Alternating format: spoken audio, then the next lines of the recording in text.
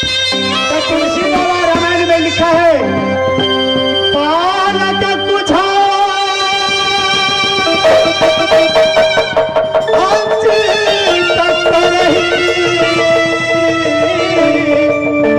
माता पिता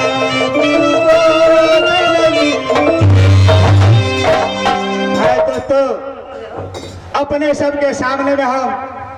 जे टूटी फूटी भाषा में गए अपने सब क्षमा कर देवे। आप पहले आवा सुविधा नहीं करिए, आप गुरु के यही चरण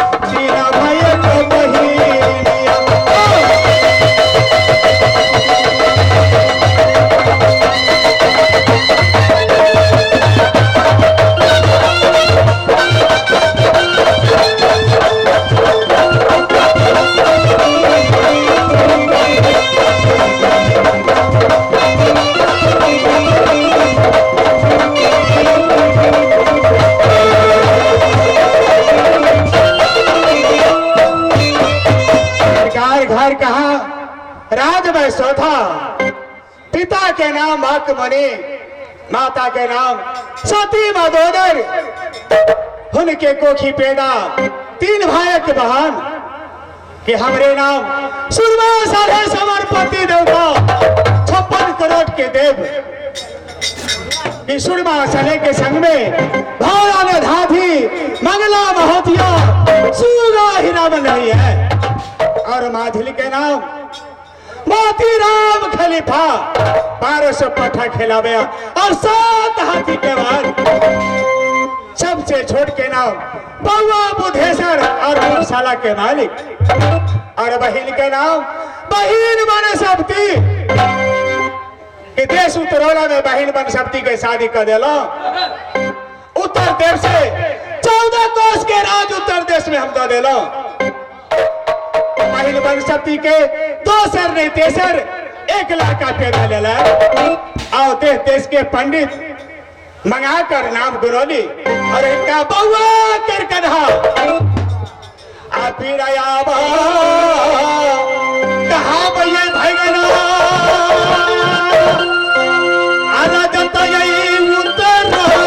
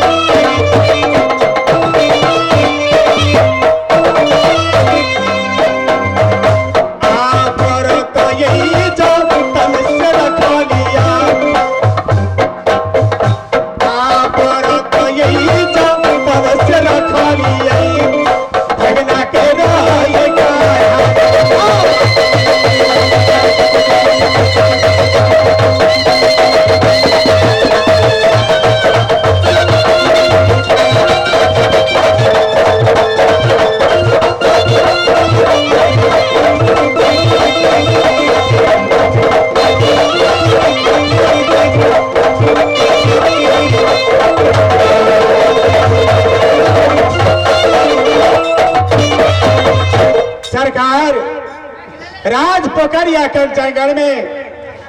देवता कहा चंद्रा महल के गेट पर ड्यूटी करे या देवता भाके कहा राज पोखरिया कर जयगढ़ में ड्यूटी बजावे छी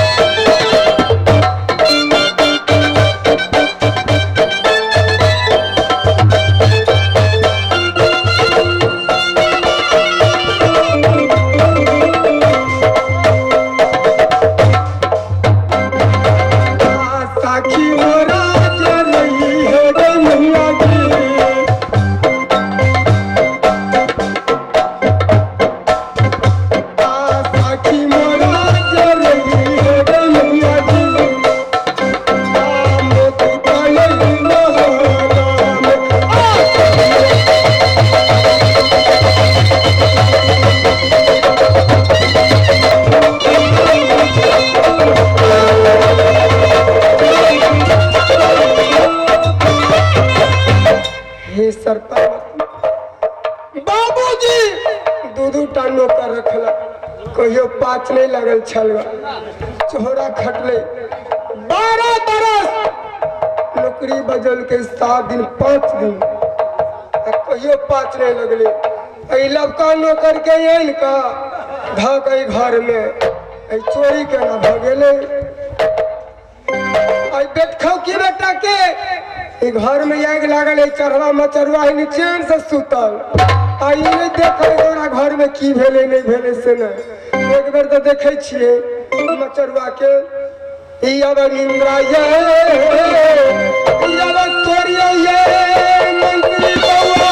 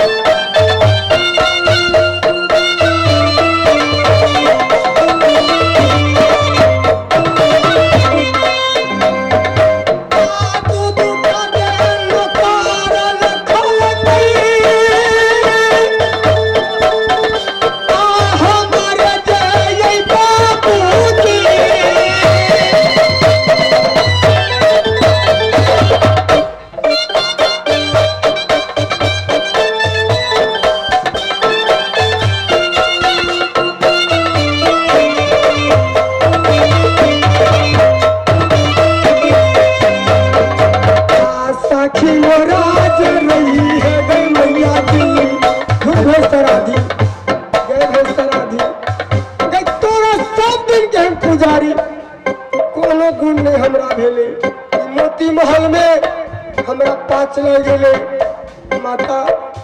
कोनो तोरा हमरा पूछे कोनो फायदा नहीं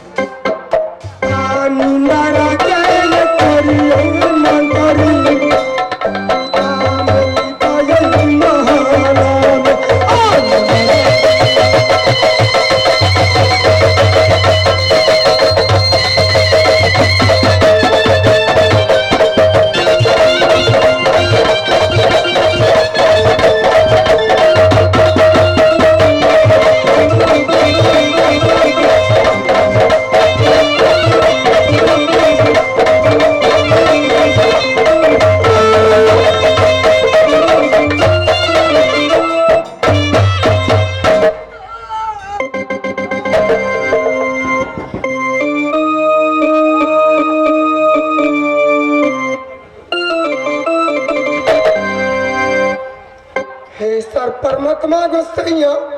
चढ़वा मचरुआ के चिंता न घर में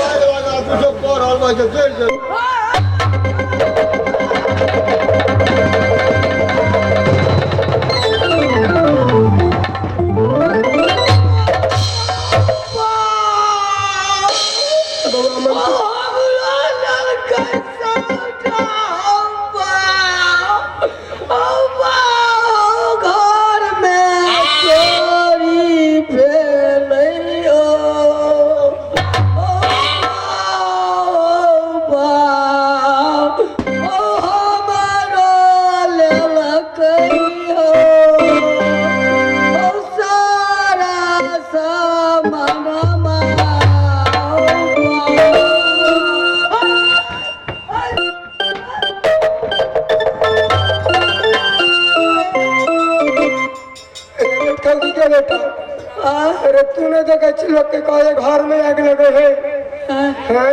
तो सब जाए हम मन में आग लगे तो कोई बुझाई है हमार सामान लेने से तो दो दे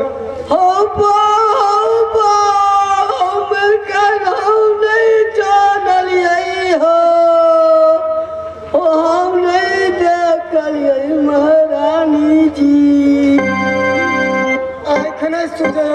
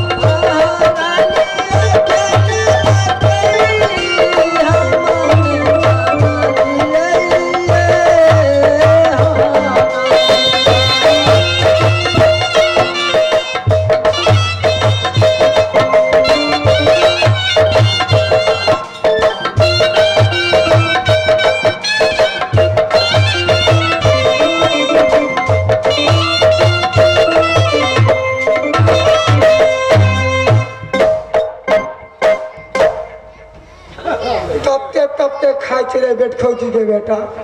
से मज बुझाइ छी आ ई नहीं देखे छी देहो हमर देखे छी कि ना मलका एनाहू के ले लगा आ कता हो रहो आय कन्हार भगा ले ने बुझे छियै खाइत खाइत बासमती चाउर खाइत खाइत अनहार यार रात में डोंटी से मार देलके मजाक नहीं कर रहे सामान लेने से हमर दादा ना बाप के एबर डेरा है अबै के लाम सामान दे रानी जी हम नहीं लेने छियै रे बेट खौची के बेटा हमरा लो लेना तोरो लाने ना हमरो लो लेना हम कंटा के छियै खान ओए हो गेलो ने कोना जी ये लेना तोरो लो लेना आ कथा गला ओकरो लो लेना ओ पाओ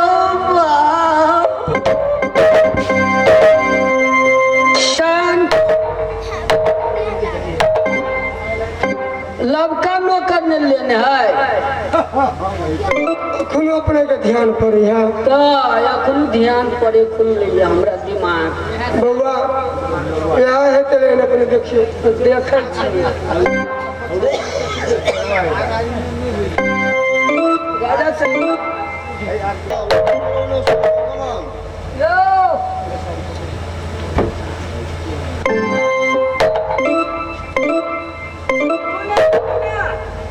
उठो ना बउआ अपने बुते पता नहीं लागल नहीं लगले हमरा बाबूजी के अपने हला करू राजा साहब बाटी चोट कहाँ है राजा साहब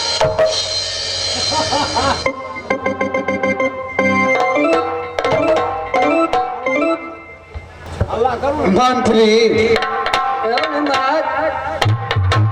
राजा साहब बाटी चोर केहन हुई है मालिक ने बुझलिए बाटी चोर अच्छा बाटी चोर के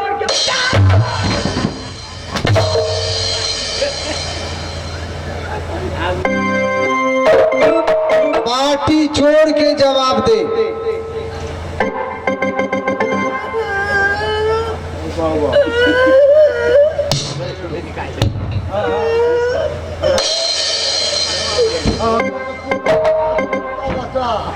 रे की भेल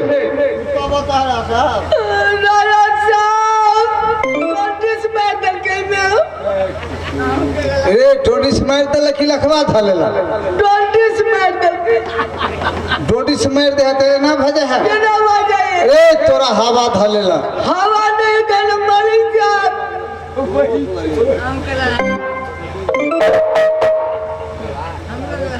की ध्यान डोडिस होया तो मुई खिया दे मुखिया दो के तो जरूरी है बे आई कबूई के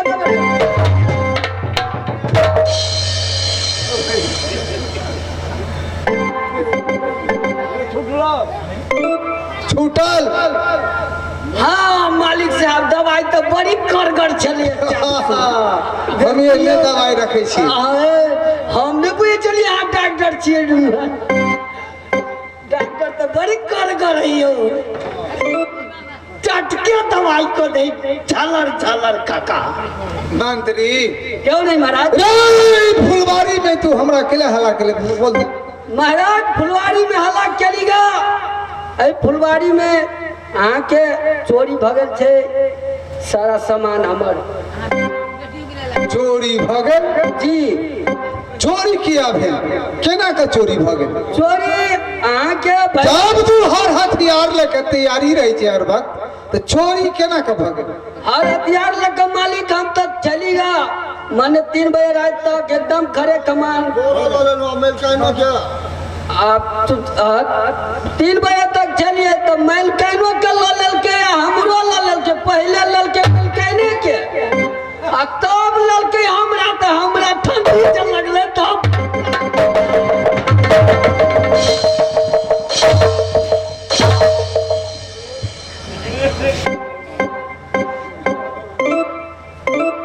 हरामी पहले ललल के मैल खाने के की ले ला बोल। मालिक साहब रे कथी ले ला? सामान ला ललके सामान। सामान? हाँ रे सामान के ले सामान न पूछ जाए